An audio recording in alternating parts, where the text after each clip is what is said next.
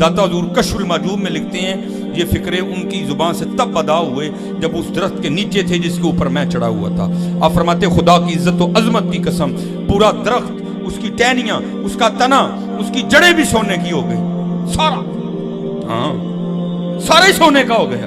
اب وہ جو ہے نا وہ مٹی اٹھانے کے لیے نیچے ہوا، تو نیچے دیکھا تو زمین سونے کی زمین سونے کی. یہ کیا ہوا؟ دائیں دیکھا تو سونا، بائیں دیکھا تو سونا، آگے دیکھا تو سونا، پیچھے دیکھا تو سونا.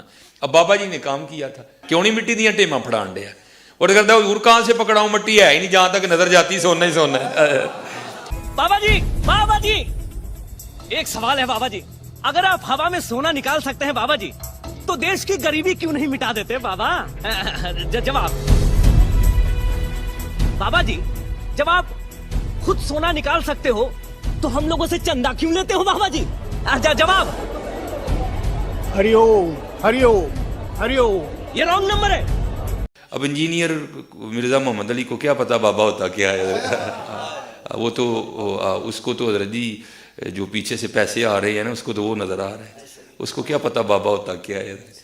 بابا اپنے زمانے میں ایک زمانہ ہوتا ہے، بابا اپنے جہاں میں ایک جہاں ہوتا ہے، اس کا وکھری ایک جہاں ہوتا ہے. یہ اس کو نہیں پتا اور نہ اس کی باتوں میں آنا ہے. انشاءاللہ میرا ارادہ بن رہا ہے کیونکہ اب وہ ہمارے بابوں کی طرف آ رہا ہے اور ہم نہیں اپنے بابوں کی برداشت کر سکتے. منوس تجھے کیا پتا بابے ہوتے کیا ہیں، تجھے کیا پتا باجزید کہتے کس کو ہیں، تجھے کیا خبر جنید کس ہستی کا نام ہے حضرت. اس لیے اس کی بات بھی نہ سنا کرو حضرت، وہ بھی دل میں شک ڈال دے گی حضرت. اور انشاءاللہ بس میں توفیق مانگ رہا ہوں اپنے اللہ سے، بڑی جلدی میں نے انشاءاللہ اس کا رد شروع کرنا ہے. ایمی بکواس کر رہا ہے اپنے کمرے میں بیٹھ. یہ کیا ہوا؟ تیرا کمرہ، تیرا کیمرہ، تیرے ہی لوگ، تیری کتابیں، تیری باتیں. کسی دن ہمیں بھی بلا نا تو اسی طرح لائیو چلا نا بھائی، تیری اپنی دنیا، تیری اپنی باتیں. یہ کیا حضرت ہوا؟ اس لیے میرے دوستو آپ بھی تھوڑا آپ بھی دیکھو نا حضرت. وہ کیا بھائی، اگر وہ اتنا ہی حق پہ ہے تو کیوں ڈرتا ہے؟ ہم نہیں گنے لے کے جائیں گے اور ہمیں گن کی لوڑ ہی نہیں، ہم تو درود والے ہیں حضرت. ہم نہیں برود والے حضرت، ہمارا درود ہی ہمارا برود ہے حضرت، ہمیں نہیں لوڑ کوئی بھی حضرت. ہاں بلائے نا حضرت، اگر وہ اتنا ہی سچا ہے. اگر اصل میں لوگوں کا بھی تھوڑا مزاج بن گیا ہے کہ باطل کو جلدی تسلیم کر لیتے ہیں حضرت. بات اتنی جلدی نہیں حضرت جی. اگر چلو 100 نکال دیا تو کیا 1300 سالوں سے دنیا باطل پہ تھی، آج تو اکوالا جم پڑا ہے، تجھے کیا نظر آ گیا الو کے پٹھے. تو بہرحال یہ جو ہے نا کتابیں پڑھا کرو حضرت جی، خود دیکھا کرو کہ ہمارے بڑے تھے کیا. علی بھائی سچ سچ بتائیں، آپ نے سما ٹی وی پر آنے کی کتنی فیس لی ہے؟ میرے بھائی ہم نے کیوں فیس لینی ہے میرے بھائی؟ ہماری یہ ریکوائرمنٹ ہی نہیں ہے کہ فیس لے کے اس طرح کا کام کیا جائے. دیکھیں سورہ ہود کے اندر تو اسپیسیفکلی باقی صورتوں کے اندر بھی اللہ تبارک و تعالیٰ نے انبیاء کرام علیہ السلام کے بارے میں یعنی اس چیز کو بار بار ہائی لائٹ کیا. جتنے پیغمبروں کا ذکر آیا ہے نا اس کے ساتھ اللہ تعالیٰ نے اس بات کو ریپیٹ کیا ہے. حالانکہ ایک دفعہ بھی اللہ تعالیٰ کا بات کر لینا کافی تھا، لیکن ہر پیغمبر کے ساتھ یہ آیت ریپیٹ ہوئی ہے. پہلے 51 نمبر پہ آئی ہے سورہ ہود میں حضرت ہود علیہ السلام کے لیے، پھر بعد میں باقی پیغمبروں کے لیے بھی. یا قوم لا اسألکم علیہ اجرا، اے میری قوم میں اس تبلیغ کے عوض تم سے کوئی معاوضہ طلب نہیں کرتا. ان اجری الا علی الذی فطرنی، میرا اجر تو نہیں ہے مگر اس ہستی کے ذمہ جس نے مجھے پیدا کیا ہے. افلا تعقلون، کیا تم عقل نہیں رکھتے؟ یعنی عقل سے کام لو کہ اگر میں دنیاوی کوئی منفعت نہیں چاہ رہا اس دعوت و تبلیغ کے عوض، اللہ کا تعارف کروانے کے عوض، تو سمجھ لو کہ میں خالصتاً تمہاری آخرت کی فکر میں ہوں. تمہارے جتنے سردار ہیں، قوم کے بڑے ہیں، وہ تو تم سے منفعت چاہتے ہیں، جبکہ پیغمبر یہ کہتے ہیں ہم کوئی منفعت نہیں چاہتے، یہ منفعت اللہ تعالی ہمیں قیامت کے دن عطا فرمائے گا. تو یہ انبیاء کرام کی سنت ہے کہ آپ دعوت و تبلیغ کا کام معاوضے کے بغیر کریں. البتہ جب ٹوٹلی دین کے حوالے سے لوگ وقف ہو جاتے ہیں، جس طرح کہ ہمارے محبوب صلی اللہ علیہ وآلہ وسلم، تو پھر ظاہر ہے کام کاج تو چھوڑنا پڑتا ہے. میری یوٹیوب کے اوپر ایک ویڈیو بھی ہے، نبی صلی اللہ علیہ وآلہ وسلم کا ذریعہ معاش، یعنی آپ کا سورس آف انکم کیا تھا. پہلے تو آپ ایک کامیاب تاجر تھے، مکے کی امیر ترین عورت سیدہ ختیجہ سلام اللہ علیہا ان کی بیوی تھیں، لیکن جب دعوت و تبلیغ کی ذمہ داری آپ پہ آئی تو ظاہر ہے کہ یہ کام خود اتنا بڑا کام ہے کہ یہ آپ کو سب کام چھوڑ کے اس کے اوپر فوکس کرنا پڑتا ہے. اگر آپ نے مشن کرنا ہے، اگر یہ پارٹ ٹائم جاب کے طور پہ کرنا ہے پھر تو آپ کرتے رہیں، لیکن اس سے کوئی دنیا میں تبدیلی نہیں آتی ہے جب تک کہ آپ اسے مشن کے طور پر اڈاپٹ نہ کریں. تو پھر آپ صلی اللہ علیہ وآلہ وسلم بیت المال ہی میں سے اپنا گزر بسر کرتے تھے. پھر سورۃ الانفال میں اللہ تعالیٰ نے مال غنیمت کا 5واں حصہ اہل البیت کے لیے رکھ دیا، نبی علیہ السلام کے رشتہ داروں کے لیے، آپ کے مہمانوں کے لیے. لیکن آپ صلی اللہ علیہ وآلہ وسلم نے کوئی جائیدادیں نہیں بنائی ہیں، سبسسٹنس لیول کے اوپر سب کچھ کیا. یعنی آپ ایک امیر ترین عورت، آپ کے عقد میں ایک ڈائنامک لائف اعلان نبوت سے پہلے، اعلان نبوت کے بعد ہونا تو یہ چاہیے تھا جس طرح کہ یہاں پر ہوتا ہے کہ جب تک کوئی عالم دین یا مذہبی پیشوا اسٹوڈنٹ کے طور پہ ہوتا ہے تو بیچارہ سائیکل پہ ہوتا ہے، جب وہ علیحدہ سے اپنا مدرسہ قائم کر لیتا ہے کچھ عرصے بعد اس کے نیچے گاڑی بھی آ جاتی ہے، بنگلے بھی بننے شروع ہو جاتے ہیں، ڈرائیور بھی، سیکیورٹی گارڈز بھی رکھ لیتا ہے. نبی علیہ السلام کے کیس میں ایسا نہیں ہوا. آپ نے جب دعوت و تبلیغ کا کام شروع کیا ہے تو فاقوں پہ نوبت آ گئی، اور یہ فاقے آپ کی وفات تک رہے ہیں. بخاری مسلم دونوں میں حدیث ہے، اللہ کے محبوب صلی اللہ علیہ وآلہ وسلم یہ دعا کیا کرتے تھے، اے اللہ محمد اور آل محمد کو بس اتنا ہی رزق دینا کہ ان کی سانس چلتی رہے، روح اور جسم کا رشتہ برقرار رہے، سبسسٹنس لیول کے اوپر. اور بخاری اور مسلم میں آتا ہے کہ اما عائشہ کہتی ہیں کہ نبی علیہ السلام کی وفات تک ہماری یہ حالت تھی کہ بعض اوقات 1 مہینہ، بعض اوقات 2، بعض اوقات 3 مہینے تک ہمارے گھر میں چولہا نہیں جلتا تھا، کوئی چیز پکانے کے لیے ہوتی نہیں تھی، اور 2 کالی چیزوں پہ کھجور اور پانی کے اوپر گزارا ہوتا تھا.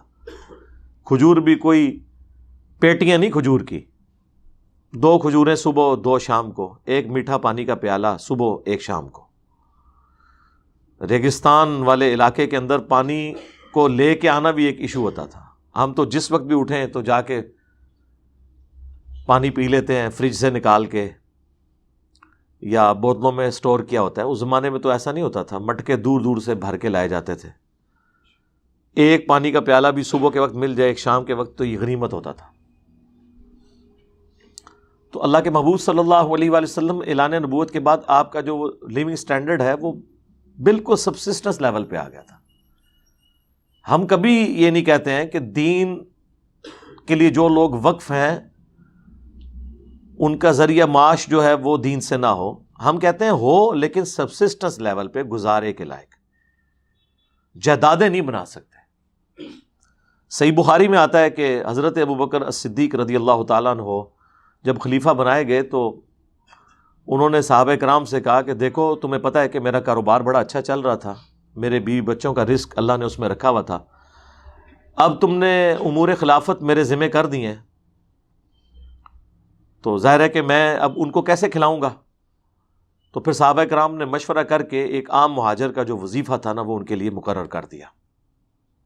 اور بخاری کے الفاظ ہیں کہ ابو بکر مسلمانوں کے امور خلافت کو چلائیں گے اور اس کے عوض مسلمان ان کے بیوی بچوں کا خرچہ اٹھائیں گے. اب یہاں پہ ایک معصومانہ سوال ہے کہ حضرت ابو بکر صدیق رضی اللہ تعالیٰ عنہ جو اس امت میں ٹاپ کی پرسنالٹی ہیں، انہیں بھی اپنے ذریعہ معاش کے لیے اپنا وظیفہ مقرر کرنا پڑ رہا ہے. ایسا نہیں ہو رہا کہ وہ جناب درخت کے اوپر دیکھیں تو سونا، نیچے دیکھیں تو سونا، دائیں دیکھیں تو سونا، بائیں دیکھیں تو سونا، مسلح اٹھائیں تو سونا. داتا حضور کشف المحجوب میں لکھتے ہیں یہ فکرے ان کی زبان سے تب ادا ہوئے جب اس درخت کے نیچے تھے جس کے اوپر میں چڑھا ہوا تھا.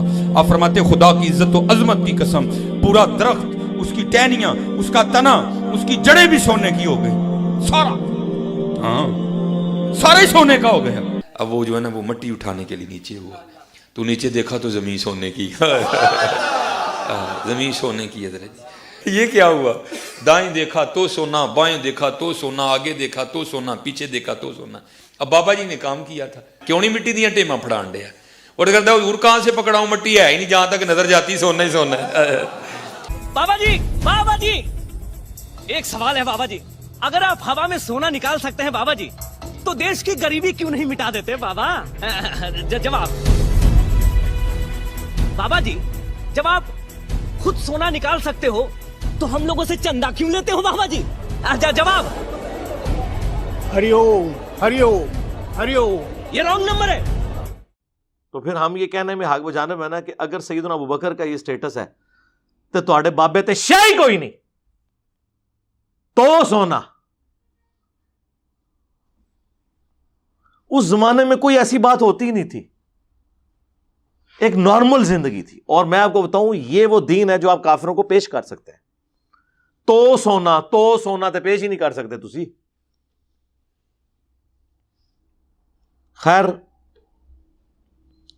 ये सबसिस्टेंस लेवल पे दीन से लेना हम इसे इस एतबार से उलमा के हक में जायज समझते हैं, लेकिन जदादें बनाने को नहीं।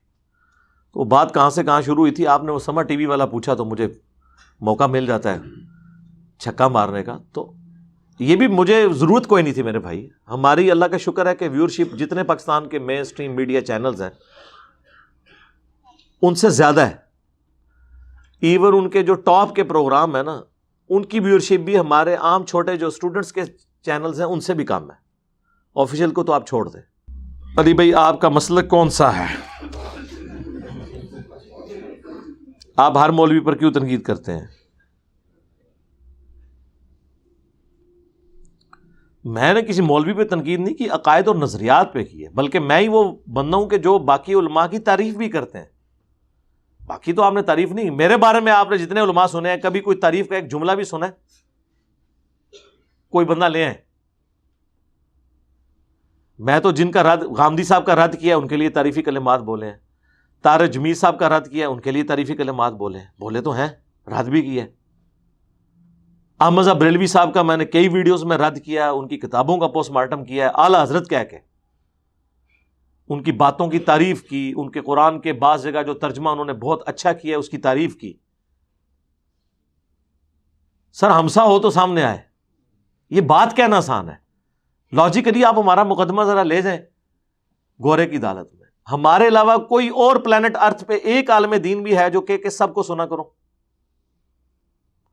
फिर मैं आपसे पूछूंगा, कितना खतरनाक मामला है कि आप जिन लोगों को इतना इतना बुजुर्ग समझते थे, आप जिन लोगों को दुनिया पे अल्लाह की हुज्जत समझते थे, दीन के सिपाही समझते थे, एक बंदा नहीं आप उनमें से निकाल सके जो ये कहता हो कि सबको सुनो।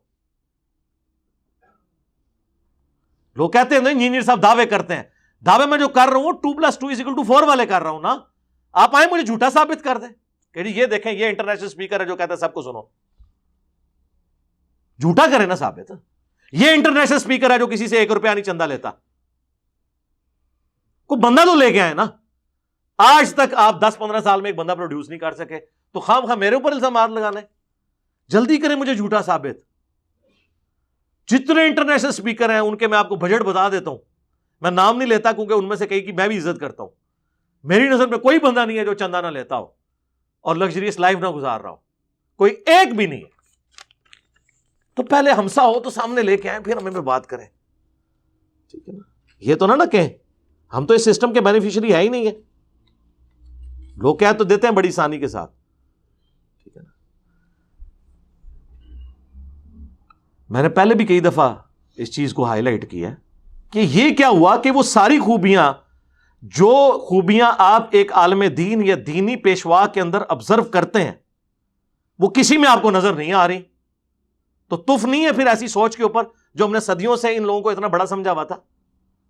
मैंने दावा किया है प्लेनेट अर्थ पे कोई बंदा बताएं 1200 साल में जो ये कहता हो कि सारे मुकादमे फिक्र के पीछे नमाज पढ़ना दुरुस्त है। तो फिर अगर मैं कहूं, फिर मुझे आप लोग कहते हैं कि 1200 साल में कोई बंदा सही नहीं गुजरा, तो मैं आपसे पूछता हूं ना, ایک دوسرے کے پیچھے نماز کوئی جائز نہیں سمجھتے رہے. حرم مکہ میں 400 سال تک انہوں نے 4 مصلے ڈال کے رکھے, 1517 سے لے کے 1917 تک. ان کو آپ رحمت اللہ علیہ کہتے ہیں اور باتیں آ کے کرتے ہیں ہمیں. کوئی لاجیکل بات کریں.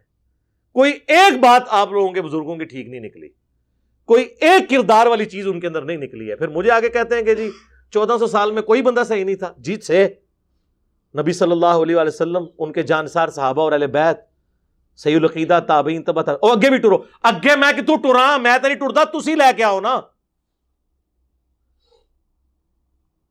مدرسے منڈیاں نال کام تسی پاؤ, ویڈیوز تہاڈیاں لیک ہون, گالاں منو. یہ تو اللہ کا شکر ہے آج کیمرہ آیا تو ان کی ویڈیوز باہر نکل رہی ہیں, ورنہ انہوں نے تو 200-250 سال اور آپ کو بت بنا کے رکھنا تھا. تو تسی بت بننا تھا بڑے رہو, منو تے کوئی نہیں, میرے کو بت بن کے